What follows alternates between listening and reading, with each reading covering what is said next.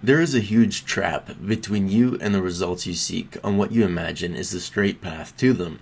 The reason so many never get what they want out of fitness is they make it bigger than it needs to be. They think they must develop every aspect of their physique all at once.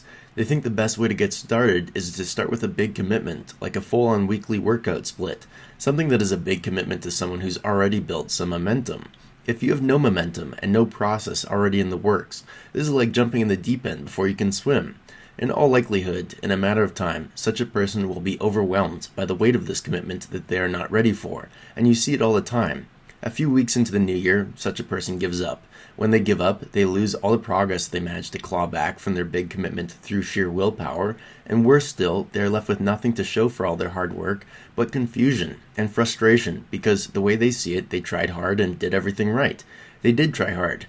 They tried harder than necessary because they thought this was the straight path to the results they were driven to get. What they did was bold, and it should be commended for the effort it took, but it wasn't necessarily smart or strategic. They should have been driven by the process itself, not the results. Furthermore, they tried to do everything all at once, a strategy in no other area of life we consider a good strategy. We do it when it comes to fitness because we believe for some reason that something bold, a shock to the system, is what we need to get engaged.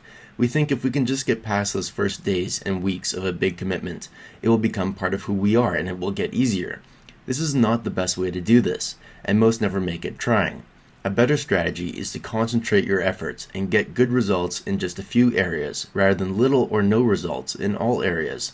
This is not only an easier approach because it doesn't involve spreading yourself thin, but when you see real progress because you just focus on a few things, this is strong motivation to continue. This is how you get past treading water and relying on willpower.